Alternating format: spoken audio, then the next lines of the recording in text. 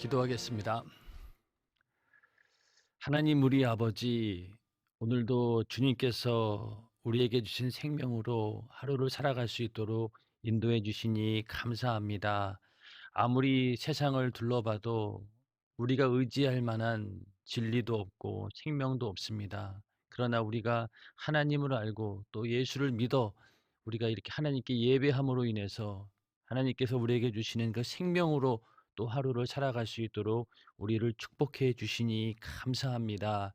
주님이 주시는 그 생명, 그 능력, 아버지 그것 가지고 세상을 이겨내는 그런 한 날이 되어질 수 있도록 주님께서 축복해 주시옵소서. 특별히 오늘은 구역 예배 또 금요철의 예배가 있는 날입니다. 주님께서 예배하는 곳곳마다 하나님께서 함께하여 주시어서 예수의 피가 절정을 이루게 하여 주시어서 이스라엘 백성들이 문설주에 양의 피를 발라 그 재앙이 넘어갔던 것처럼 예수의 피의 공로가 넘쳐나는 그런 예배가 되어서 우리의 모든 저주와 질병과 고통의 문제들이 깨끗이 해결되어지는 그런 예배가 이루어질 수 있도록 도와주시옵소서. 또한 아버지 금요철의 예배 가운데 생명의 말씀 전하는 주의 사자에게 강건함을 더하여 주시고 우리 모든 성도들 오늘도 금요철의 예배 가운데 은혜 받을 수 있도록 도와주시옵소서. 코로나 바이러스가 속히 종결될 수 있도록 주께서 역사해 주시어서 우리 성도들 어느 누구도 아버지 그 바이러스로 인하여서 고통당하지 않게 하시고 단 한 명의 감염자도 생기지 않도록 주님께서 우리 성도들을 지켜주시고 또 우리 교회를 지켜주시옵소서. 우리가 철저하게 나를 잘 관리하여서 나를 지키고 가정을 지키고 교회를 지킬 수 있도록 도와주시옵소서. 하루속히 이 모든 문제가 종결이 되어서 우리 모든 성도들이 함께 마음껏 예배하는 그날이 속히 올 수 있도록 주께서 역사해 주시옵소서. 예수님의 이름으로 감사하며 기도하옵나이다. 아멘. 예, 오늘도 새벽 예배 가운데 하나님의 은혜와 또 사랑과 축복과 생명이 넘쳐나는 복된 시간 되기를 주님의 이름으로 축원합니다. 오늘 새벽 예배에 함께 은혜 나누실 말씀은 시편 121편 1절부터 8절 말씀입니다. 시편 121편 1절부터 8절 말씀 함께 합독하시겠습니다. 내가 산을 향하여 눈을 들리라. 나의 도움이 어디서 올꼬? 나의 도움이 천지를 지으신 여호와께서로다. 여호와께서 너로 실족지 않게 하시며 너를 지키시는 자가 졸지 아니하시리로다. 이스라엘을 지키시는 자는 졸지도 아니하고 주무시지도 아니하시리로다. 여호와는 너를 지키시는 자라. 여호와께서 내 우편에서 내 그늘이 되시나니 낮의 해가 너를 상치 아니하며 밤의 달도 너를 해치 아니하리로다. 여호와께서 너를 지켜 모든 환난을 면케하시며 또 내 영혼을 지키시리로다. 여호와께서 너의 출입을 지금부터 영원까지 지키시리로다. 아멘. 예, 오늘 읽으신 시편 121편은 시편 120편부터 134편까지 15편이 성전에 올라가는 찬양, 이렇게 해서 15편이 성전에 올라갈 때 부르는 찬양이라고 이렇게 얘기하고 있습니다. 그래서 15편을 이스라엘 백성들이 언제 이 찬양을 하느냐? 바로 하나님이 정하신 그 절기 때마다 예루살렘 성전에 올라갈 때 이 찬양을 불렀다고 합니다. 그런데 여기서 성전에 이제 올라간다라고 하는 그 의미가 오늘날 우리가 그냥 뭐 성전 계단을 뭐 올라가는 그 정도의 수준이 아닙니다. 왜냐면은 이 당시 이스라엘 백성들은 나라가 없는 상태였고 1 년에 3 번씩 그 절기를 따라서 예루살렘 성전에 오기 위해서는 굉장히 많은 고난을 거쳐야 됩니다. 왜냐면은 디아스포라라고 해서 전 그 각 지역에 이 이스라엘 백성들이 흩어져 있기 때문에 나라가 없으니 인제 그 주변에 많은 국가들 인제 그 틈에 인제 흩어져 있었는데 그 흩어진 지역에서 예루살렘까지 오려고 하는 그 길이 보통 험난한 길이 아닙니다.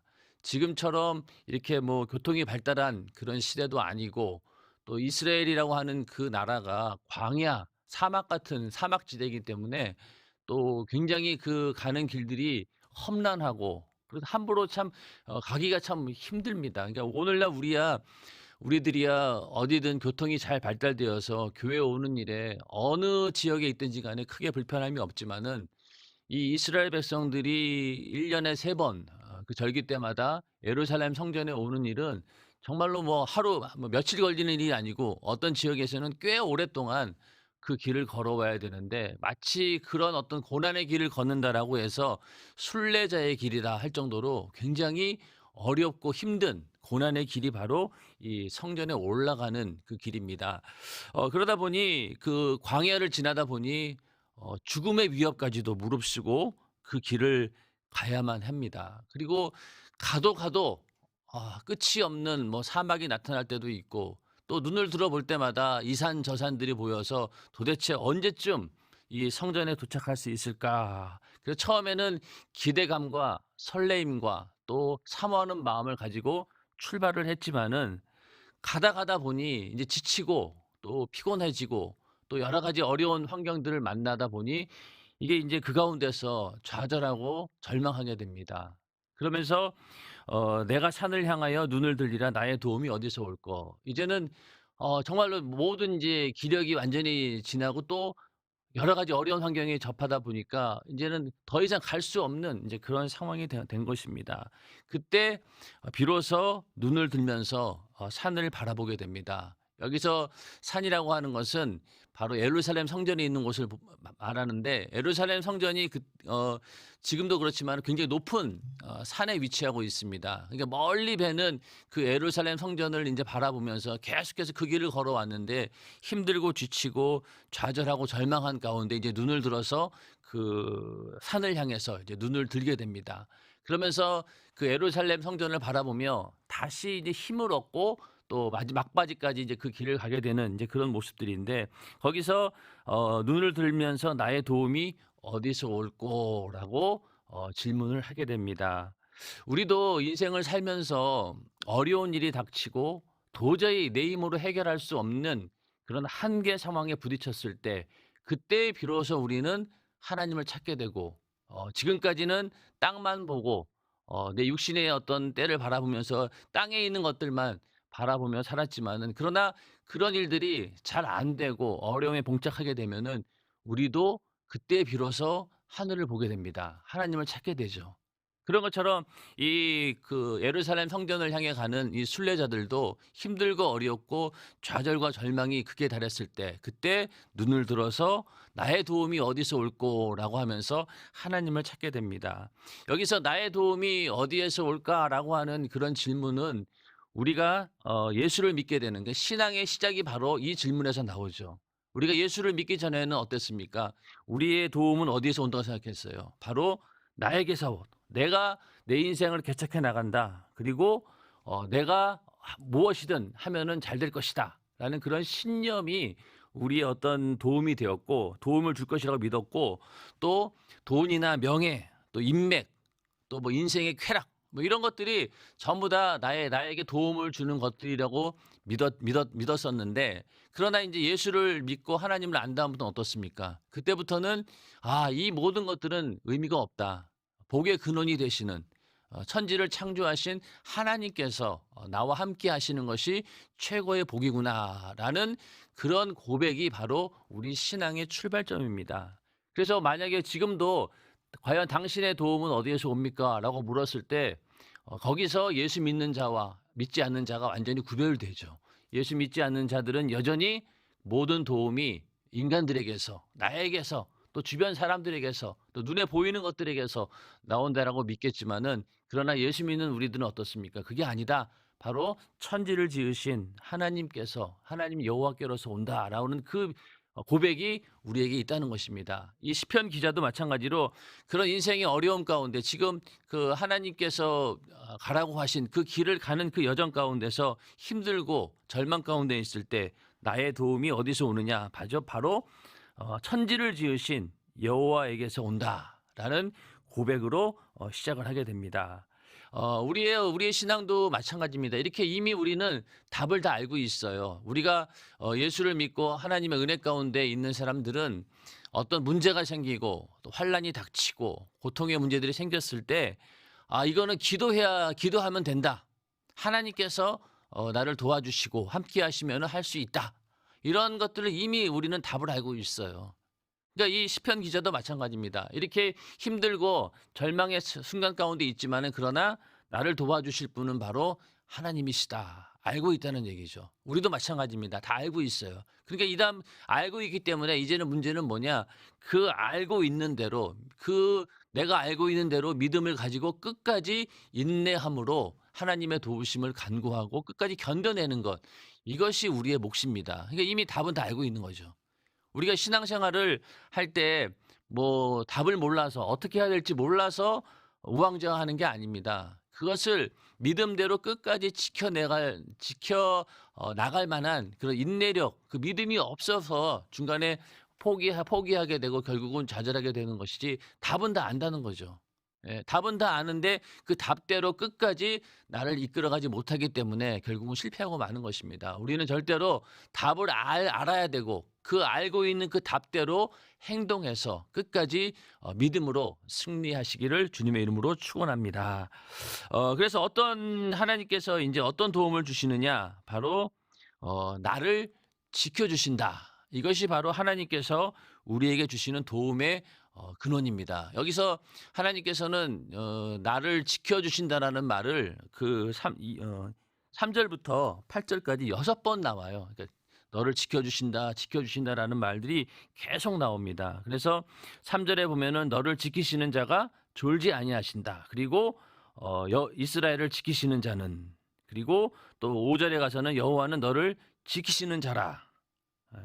그리고 6절에 가서도 6절, 7절에 가서 너를 지켜 모든 환난을 명케 하시고, 또 7절에 뒤에 가서 내 영혼을 지키시리로다. 또 8절에 너의 출입을 지금부터 영원까지 지키시리로다. 계속해서 지키신다라는 그런 말씀으로 6번이나 반복을 하고 계십니다. 하나님께서, 그것도 천지 만물을 지으신 하나님께서 나를 지키신다라고 했을 때 그것은 완전 무결한 지킴이죠.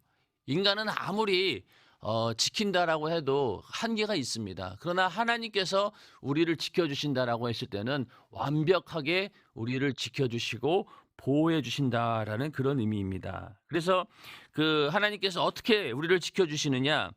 여호와께서 너로 실족지 않게 하시며, 그러니까 실족지 않게 하신다는 거죠. 지켜주시는데 실족지 않도록 지켜주신다는 겁니다. 이것은 이때 이스라엘 사람들이 예루살렘 성전까지 가는 그 길에, 그 험난한 길 가운데 잘못해서 넘어지거나 또 벼랑 같은 데서 떨어지게 되면은 길을 갈 수가 없잖아요. 그러니까 하나님께서 그 실족지 않도록 그 길을 끝까지 지켜주신다라는 내용입니다. 오늘날 우리들도 하나님 말씀대로 막 살아가는 그 길 가운데 시험 들어가지고 중간에 망해서 결국은 빗나가는 그런 경우도 있지 않습니까? 그렇게 하지 않도록, 시험에 들지 않도록 하나님께서 우리를 지켜주신다. 진리 가운데서 벗어나지 않도록 늘 성령께서 우리와 함께 하시고, 성령께서는 그 진리의 길을 갈 수 있도록 끝까지 우리를 인도해 주신다라는 그런 내용입니다. 그래서 실족지 않게 지켜주시는데 어떻게 지켜주시느냐? 너를 지키시는 자가 졸지 아니하시리로다. 그리고 이스라엘을 지키는 자는 졸지도 아니하고 주무시지도 아니하시리로다. 인간은 아무리 지킨다 해도 어떤 때는 졸게 되고 정신을 깜빡 놓을 때가 있습니다. 정말로 사랑하는 자녀가 병이 들어서 병 간호를 한다고 칩시다. 그러면은 그 부모 입장에서는 이 아이가 깨어날 때까지 정말로 눈을 부릅뜨고 지키고 싶을 거예요. 그런데 인간은 육신을 입고 있는지라 결국은 깜빡 졸 때도 있고 또 피곤해서 그냥 쓰러져 잘 때도 있습니다. 그러다 보면 다른 가족들이 이제 교대를 해주고 이렇게 해야지만이 지킬 수 있지만은 하나님께서는 그런 정도의 차원이 아니라 졸지도 않고 주무시지도 않고 완벽하게 우리를 지켜주신다라고 말씀하셨습니다. 그래서 신명기 32장 9절부터 12절에 보면은 거기 보면 자기 눈동자 같이 지키신다라는 그런 말씀이 나옵니다. 9절에 여호와의 분깃은 자기 백성이라 야곱은 그 택하신 기업이로다. 여호와께서 그를 황무지에서 짐승의 부르짖는 광야에서 만나시고 호위하시며 보호하시며 자기 눈동자 같이 지키셨도다. 그러니까 이 이스라엘 백성들을 황무지에서 또 짐승이 부르짖는 그 광야에서 만나 주시고 또 호위하시고 보호하시면서 자기 눈동자 같이 이스라엘 백성들을 지켜주셨다는 겁니다. 이 눈동자라고 하는 건 뭐예요? 완전히 눈에 붙어 있는 거잖아요. 이거는 뗄 수가 없는 겁니다. 눈을 뜨고 볼 때 눈동자니까 눈동자처럼 지켜준다고 했으니 이게 뗄 수가 없는 거죠. 그렇죠? 그래서 하나님께서 완전히 눈동자처럼 우리를 지키신다라고 할 때는 뗄 수 없는 거예요. 눈을 감아도 보이고 떠도 보이는 겁니다. 그래서 눈동자처럼 우리를 지켜주시는데 이게 바로 졸지도 주무시지도 않고 우리를 지켜주신다라고 하는 같은 의미입니다. 하나님께서는 이렇게 우리를 완벽하게 지키실 수 있는 분이고 또 그렇게 하는 것을 하나님께서는 기쁘시게 여기시고 또 그것이 곧 우리 인간에 대한 하나님의 사랑입니다. 인정하시면 아멘 하시기 바랍니다. 우리는 늘 이렇게 하나님께서 졸지도 않고 주무시지도 않고 우리를 지켜주십니다. 왜 그럴까요? 우리를 사랑하시기 때문에 그렇지만은 영적으로 봤을 때는 이 약한 마귀 역사도 졸지도 않고 자지도 않습니다. 우는 사자처럼 어떻게든 믿는 자들을 죽이고 멸망시키기 위해서 눈을 부릅뜨고 잠도 안 자고 우리를 공격하려고 하기 때문에 하나님께서도 우리를 지키시기 위해서는 졸지도 않고 주무시지도 않아야 되는 것이죠. 그런 차원에서도 하나님께서는 졸지도 않고 주무시지도 않는다 이렇게 말씀하고 있습니다. 그 다음에 5절에 가서 우리를 또 지키시는데 여호와는 너를 지키시는 자라 여호와께서 내 우편에서 내 그늘이 되시나니. 그러니까 그늘이 된다는 것, 이 사막에서 생활해 보지 않고는 이 그늘이 얼마나 소중한지 알지 못합니다. 우리야 아무리 햇볕이 뜨거워도 뭐 그 정도는 견딜만 하지만은 사막에 있는 그 햇볕은 이게 사람이 감당할 수 있는 그런 정도의 수준이 아닙니다. 그렇기 때문에 그런 광야 가운데서 사막 가운데서 그늘을 찾는다라고 하는 것은 굉장히 큰 이게 위안처가 되는 것이고 그것이 만약에 하나님께서 그 사막의 그늘이 된다라고 하는 것은 피할 수 있는 피난처, 쉴 수 있는 안식할 수 있는 곳이 된다라고 하는 그런 의미가 됩니다. 그래서 그렇게 우편에서 우리의 그늘이 되어 주시고 그러면서 낮의 해가 너를 상치 아니하며 밤의 달도 너를 해치 아니하리로다. 그러니까 낮에도 해를 당할 수 있고 밤에도 이렇게 해를 당할 수 있다는 건데 낮의 해는 무엇을 상하게 합니까?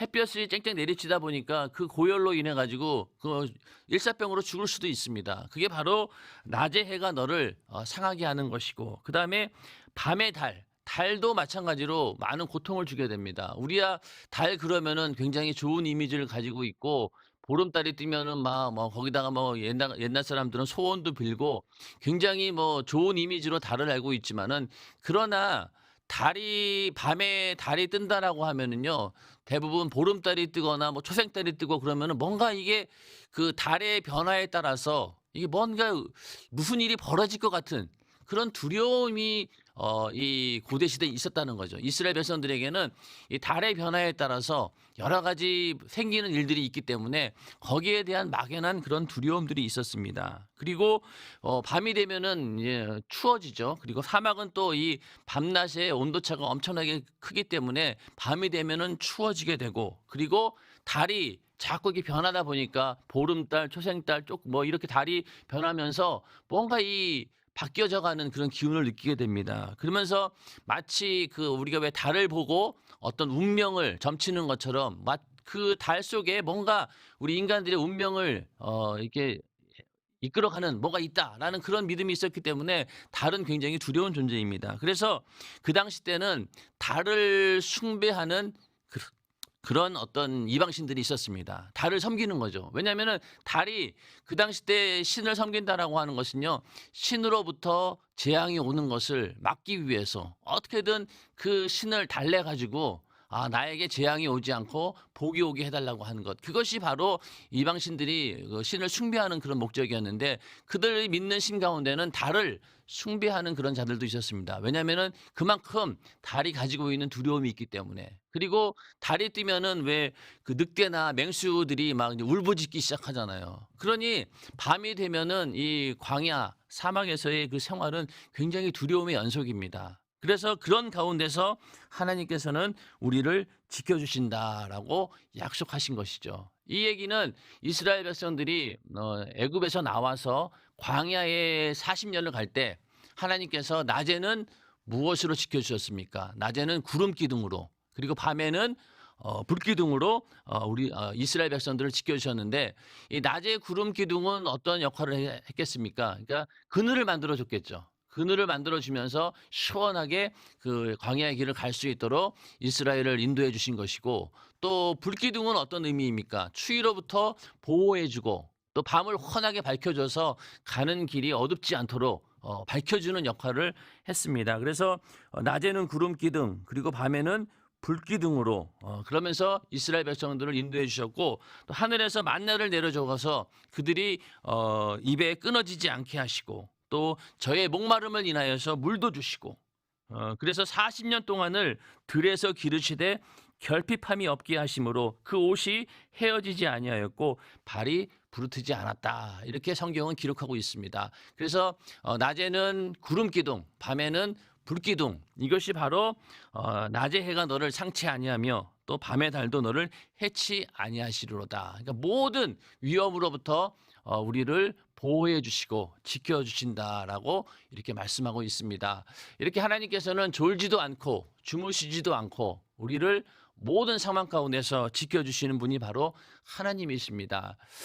이런 그 이야기가 있습니다. 어떤 이제 인디안 부족의 이야기인데, 인디안들은 이제 그 아이들이 성장해가지고 용맹스러운 그런 뭐 사냥하는 사람들, 또 전쟁에 능한 그런 용사들을 만들어내기 때문에 성인식, 그러니까 나이가 한 13살 정도 되면은 이 성인식을 치러야 되는데, 그 성인식이 굉장히 독특합니다. 그래서 그 나이가 딱 되면은 그 아버지가 그 아이를 데리고 숲속으로 들어가요.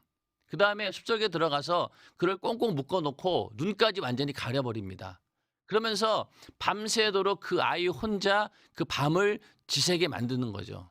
눈도 완전히 가려져 있고 꽁꽁 묶여져 있는 그 상태에서 밤을 혼자 보낸다라고 했을 때, 처음으로 아버지 부모의 품을 떠나서 그 혼자 그 밤을 지새야 되는데, 이게 얼마나 무서웠겠어요. 막 그 짐승 소리도 들려오고 조그만 바람 소리만 들려도 이게 얼마나 무섭겠습니까? 그러면서 밤을 혼자 견뎌내야 되는 거예요. 그래야지 비로소 성인이 되는 겁니다. 그래서 이제 밤새도록 두려움과 고통 가운데 있다가 이제 날이 밝았어요. 새벽이 와서 이제 해가 떠서 새벽이 와서 이제 그 눈을 덮고 있던 안대를 풀었습니다. 그러니까 이제 모든 게 보이기 시작했죠.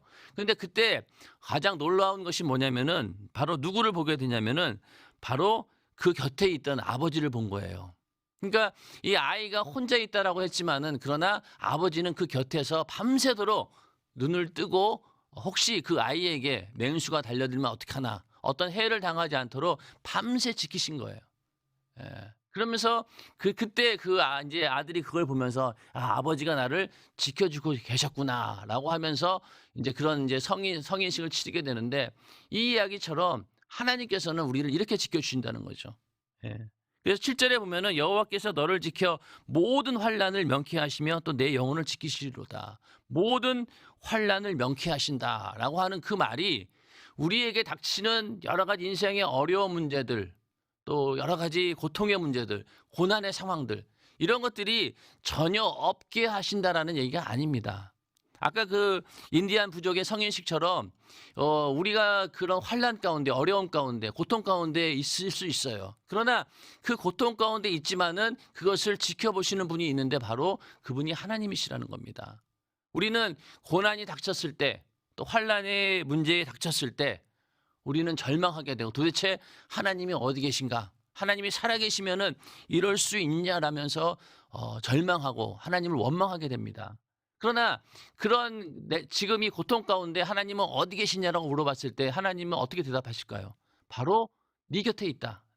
우리는 이제 예수를 믿고 성령을 내 안에 모신 자들이기 때문에 곁에 있는 게 아니라 어디 있습니까? 바로 우리 안에 있는 거예요. 지금 내가 너와 함께 있다. 이것이 답입니다. 그렇다고 해서 하나님께서 우리의 고통의 문제를 완전히 면해 주시지는 않는다는 얘기죠.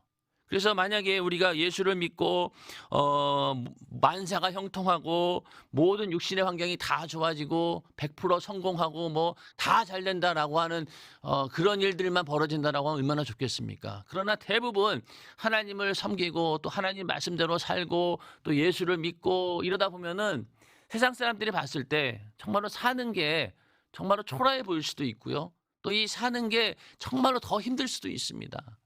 정직하게 살아야 되고 남 속이지 않고 그렇게 하나님 말씀대로 살다 보면은 세상에서 도태될 수밖에 없는 그런 상황도 있습니다. 그러니까 사업에 실패하는 경우가 허다하고 그리고 가정에 또 어려움이 생기는 것도 허다하고 그런 인생의 고난들이 하나님의 자녀라고 해서 절대로 그것이 그냥 넘어가지는 않는다는 얘기입니다. 오히려 더 혹독하게 우리를 몰아칠 때가 있다는 것입니다. 근데 거기서 우리가 정신을 바짝 차리고 그 가운데서 도대체 하나님이 살아계시면 이럴 수 있느냐 이렇게 원망할 것이 아니라 그 가운데도 바로 하나님께서 나와 함께 하신다라고 하는 그런 믿음을 가지고 그 상황을 견뎌내야 됩니다. 아까 그 아들이 성인식을 치르기 위해서 밤에 그 두려움을 이겨내는 것처럼 우리도 이겨내야 되는 거예요. 그러나 분명히 우리가 알아야 될 것은 하나님께서 우리와 함께 하신다는 거죠. 하나님과 함께 하신다. 자, 성경에 나오는 수많은 사람들이 얼마나 많은 그런 환난을 겪었습니까? 또 이스라엘 백성들이 40년 동안 광야를 지나가게 하신 이유가 뭐라고 했습니까? 바로 너희가 하나님 말씀대로 살아야 된다. 하나님 말씀대로 사는 것을 가르쳐 주기 위해서 광야의 40년의 세월을 보낸 겁니다. 그냥 40년이었습니까? 그들이 당한 고난과 환난은 이루 말할 수 없는 고통이었죠. 그런데도 하나님께서는 그 길을 걷게 하신 이유는 무엇입니까? 또 그 40년을 걸어가는 동안 하나님은 가만히 계셨나요? 아니잖아요. 아까 말씀드린 것처럼 끊임없이 그들에게 관여하시면서 사랑을 베푸시면서 그들의 필요한 것들을 채워주시면서 늘 함께 하셨습니다. 결과 그들은 하나님의 백성으로서 만들어져 갔죠. 우리가 하나님을 섬기는 것이 그냥 이방신을 섬기듯이 복이나 달라고 비는 그런 어떤 대상으로 하나님을 섬기는 게 아니죠. 하나님께서도 우리를 그 정도의 수준으로 보시는 게 아니라 우리와 인격적으로 교제하기를 원하시는 분이 바로 하나님이십니다. 그러니까 그 이방신과 사람들과의 관계하고 완전히 차이가 엄청나게 큰 차원이 완전히 다른 거죠. 우리를 하나의 인격체로 보시고 사랑의 대상으로 아시고 또 우리와 교제하기를 원하신다는 것. 그러니까 기도라고 하는 것도 우리는 내가 필요한 어떤 육신에 필요한 것들을 그냥 얻어내려고 하는 그런 도구가 아니라 기도는 엄밀히 따지면은 하나님의 뜻이 나에게 이루어지도록 하는 것이 기도입니다. 인정하시면 아멘 하시기 바랍니다. 아무리 내가 이거 달라고 저거 달라고 하는 그것이 중요한 것이 아니라 하나님의 뜻이 나를 통해서 이루어지는 것이 하나님 보시기에는 더 중요하다는 이야기입니다.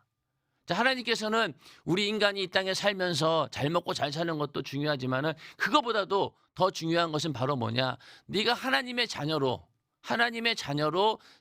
살도록 하는 것. 이것이 하나님에게는 더 중요한 일입니다. 그 얘기는 결국 뭐냐? 우리 육신보다는 내 영혼에 더 관심을 가지고 내 영혼을 지켜주는 것이 하나님 보시기에는 더 큰 복이라는 거죠. 아무리 이 땅에서 육신이 잘 먹고 잘 산다 해서 한들 결국은 만약에 예수 안 믿고 하나님 부인하고 결국 지옥 간다라고 하면은 그게 무슨 의미가 있냐는 거죠. 그러나 육신은 힘들고 어려운 상황이 계속 이어지고 도저히 헤어나올 수 없는 그런 칠흑 같은 어둠이라 할지라도 그 가운데서 우리가 하나님을 만나고 하나님을 인정하고 하나님이 주시는 그 믿음으로 늘 설 수 있다라고 하면은 그것이 바로 하나님께서 원하시는 목적이라는 겁니다. 그거를 이루기 위해서 우리는 환난과 고통의 때를 견뎌내야 되는 것이죠. 로마서 8장 35절부터 39절에 보면은 여기 보면은 도저히 이 상황은 이게 하나님이 주시는 복이다라고 할 수 없는 그런 상황입니다. 왜냐하면은 36절에 보면은 우리가 종일 주를 위하여 죽임을 당케 되며 도살할 양같이 여김을 받았나이다. 그러니까 로마서를 기록한 이 사도 바울, 로마 교회에 있는 많은 사람들이 이런 처지에 있다는 거예요. 종일 주를 위해서 죽음을 당하는 그런 순간이고, 그리고 도살할 양같이 죽게 되었다는 거예요. 예수 믿는다고 핍박받으면서. 그런 상황 가운데서 37절에 그러나 이 모든 일에 우리를 사랑하신 이로 말미암아 우리가 넉넉히 이기느니라. 그런 죽음의 위협 가운데서도 넉넉히 이긴다는 그런 놀라운 믿음을 보여주고 있는 것입니다. 그러면서 그 뒤에 가서 38절에 내가 확신하노니 사망이나 생명이나 천사들이나 권세자들이나 현재일이나 장래일이나 능력이나 높음이나 깊음이나 다른 아무 피조물이라도 우리를 우리 주 그리스도 예수 안에 있는 하나님의 사랑에서 끊을 수 없으리라. 이렇게 말씀하고 있습니다. 그러니까 이 사랑을 끊을 수 없는 거예요. 이 끊을 수 없는, 끊어질 수 없는 사랑의 관계를 만들기 위해서 하나님께서는 우리를 고난 가운데서, 환난 가운데서 견디게 하시는 겁니다. 그러니 우리가 예수 믿는 순간부터 이런 고난과 환난을 우리는 절대로 피할 수 없습니다. 오히려 세상 사람들보다도 더 많은 환난과 고난과 어려움, 이걸 당할 수밖에 없는 거예요.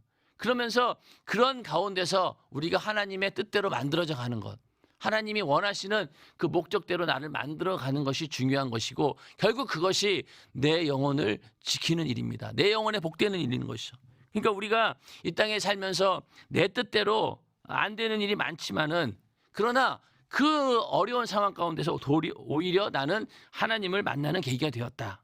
그리고 하나님 말씀대로 살아가는 일이 정말로 힘들고 어렵지만은 이것이 참된 복임을 내가 알게 되었다. 이런 고백을 하나님은 받기를 원하신다는 겁니다. 그럴 때 비로소 우리 영혼이 구원받게 되는 것이고, 어떤 이 세상에 여러 가지 시험과 어려움이 온다 할지라도 내 영혼만은 끝까지 지킬 수 있는 그 믿음이 바로 거기에서 온다는 것이죠. 그래서 우리는 어떤 상황 가운데서도 절대로 이 상황을 피하려고 하지 말고 그것을 내가 수용하되 믿음으로 견뎌낼 때 하나님께서는 역사하십니다. 다니엘의 세 친구 사드락, 메삭, 아벳느고가 그러니까 우상을 신상을 섬기지 않는다는 이유로 이제 풀무불에 들어가게 되었어요. 그러니까 그런 상황 가운데서 그들이 어떻게 얘기했느냐? 하나님께서는 우리를 이 극렬한 불타는 풀무불에서 능히 건져내실 것이다. 그리고 왕의 손에서도 반드시 건져내실 것입니다. 이렇게 얘기합니다. 그러니까 어떤 환란이 온다 할지라도 하나님께서 우리를 지켜주시고 보호해 주시고 건져내신다는 그런 믿음이 있었다는 거죠. 그런데 더 중요한 건 뭐냐면은 그 다음입니다. 그리 아니하실지라도 나는 절대로 신상에 절하지 않겠습니다. 그리 아니하실지라도, 이게 중요한 거죠. 자, 우리도 똑같은 거 아니겠습니까? 우리의 힘든 일, 어려운 일들이 있어요. 이거 하나님이 해결해 주실 거라고 믿어요. 그러나 만약에 그 문제가 해결되지 않고 영원히 고난의 상황이 계속 이어지고 환란이 온다 할지라도 나는 절대로 하나님을 향한 그 믿음과 신뢰를 버리지 않겠습니다. 이것이 우리의 진정한 믿음이라는 거죠. 그렇게 되었을 때 세상이 감당하지 못하는 이김, 그리고 또 넉넉히 이기는 로마서의 사도 바울이 고백했던 그 믿음이 우리 안에 있다는 거죠. 그런 믿음을 가졌을 때 어느 누구도 우리를 그 사랑에서 끊어놓을 수 없습니다. 그 얘기는 결국 뭐냐?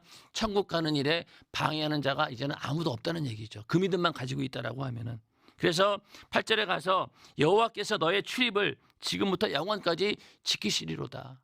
이런 믿음을 가지고 있다라고 하면은 하나님께서 우리를 영원히 지키실 수 있습니다. 그래서 출입을 지키신다라고 하는 것은 네가 들어와도 복을 받고 나가도 복을 받을 것이니라 하는 그 말이 이루어진 것이죠. 예. 그래서 출입을 지킨다라고 하는 것은 우리의 모든 순간순간을 지켜주신다라는 그런 말씀입니다. 이 출입이라고 하는 것은 가정에서 남편이 뭐 직장에 가고 또 사업장에 나가면서 나갔다가 들어올 때까지 하나님께서 지켜주시고, 자녀들도 마찬가지고 그런 것도 되겠죠. 그리고 우리 인생의 어떤 출발부터 마지막까지, 그리고 내가 어떤 일을 시작했습니다. 사업을 새로 시작하고 또 새롭게 직장에 들어갔어요. 그러면은 그 들어가는 순간부터 마치는 순간까지 내가 계획했던 일들, 하나님의 뜻 가운데서 계획했던 모든 일들이 이루어지는 그 순간까지 그 모든 출입을 하나님께서 지켜주신다라고 하는 얘기고, 더 중요한 것은 태어나서 죽을 때까지. 그러니까 세상 사람들은 태어나서 죽는 것으로 출입이 끝나요. 그러나 우리 예수 믿는 사람들의 출입은 그걸로 끝나지 않죠. 태어나서 천국 가는 그 순간까지가 바로 출입의 그 과정이라는 것이죠. 그러니까 우리는 예수 믿고 천국까지 가는 것, 그게 이제 그때까지 하나님께서 우리를 지켜주셔야 되는 겁니다. 그래서 그런 의미에서 우리는 정말로 하나님께서 영원히 나의 출입을 시켜주신다. 내가 천국 가는 그 순간까지 믿음에서 좌절하지 않고 나를 끝까지 천국으로 책임지고 나를 보호해 주시면서 인도해 지는 것. 그것이 우리 인생의 목적이 되어야 될 것입니다. 이제는 우리는 눈을 들어서 하늘을 보지 않습니다. 왜냐하면 성령이 내 안에 계심으로 인해서 이미 우리 안에 하나님께서 함께 하시기 때문에 이제는 하나님과 함께 그 길을 가면 되는 거예요. 눈을 들어서 어디를 쳐다볼 필요가 없습니다. 바로 내 안에 계신 거죠. 성령으로. 그렇기 때문에 우리는 내 안에 계신 성령과 함께 주님 잘 모시고 이 땅에서 어떠한 어려움이 온다 할지라도 다 이겨내고 천국까지 무사히 들어가는 것, 이것이 우리 인생의 목적이 되어야 됩니다. 오늘 하루도 그런 삶이 되시기를 주님의 이름으로 축원합니다. 매일매일 이어지는 우리의 모든 인생이 하나님께서 늘 함께 하시는, 내 영혼을 지키시는 하나님과 함께하는 그런 삶이 되기를 주님의 이름으로 축원합니다. 이 시간 기도하실 때 먼저 질병으로 고통당하시는 분들은 아픈 곳에 손을 얹으시고, 그리고 문제가 있는 분들은 가슴에 손을 얹고 이 시간 기도하겠습니다. 기도할 때, 예수의 이름으로 기도할 때 그 모든 문제와 질병은 떠나가게 될 것입니다. 믿음을 가지고 이 시간 기도하시기 바랍니다. 기도하겠습니다. 하나님 아버지, 우리에게 예수의 이름을 주시고 그 이름 가지고 귀신을 쫓아내고 질병을 몰아내고 모든 문제를 그 이름으로 해결하라 주님 말씀하셨사오니 오늘 그 약속의 말씀 의지하여 간절히 기도할 때 악한 영의 역사는 떠나가게 하시고 모든 문제가 해결되어지게 해 주시옵소서. 예수의 이름으로 명하노니 이 저주받은 악한 귀신의 역사야 질병과 저주와 고통의 문제들 가지고 싹 다 우리 성도들에게서 떠나갈지어다, 떠나갈지어다, 떠나갈지어다, 떠나갈지어다, 떠나갈지어다, 떠나갈지어다, 떠나갈지어다, 떠나갈지어다, 떠나갈지어다, 떠나갈지어다, 떠나갈지어다, 떠나갈지어다, 떠나갈지어다, 떠나갈지어다, 떠나갈지어다, 떠나갈지어다, 떠나갈지어다, 떠나갈지어다, 떠나갈지어다. 주님 역사해 주시옵소서. 우리 성도들을 지켜주시고 하나님께서 보호하여 주시고 눈동자처럼 불꽃 같은 눈으로 지켜주시고 언제나 우리의 모든 성도들의 출입을 영원토록 지켜주시옵소서. 이 시간 두 손 번쩍 드시고 기도하실 때 여러분의 가정의 문제를 위해서 또 교회를 위해서 또 나라와 민족을 위해서 이 시간 주여 삼창하시면서 기도하겠습니다. 주여, 주여, 주여.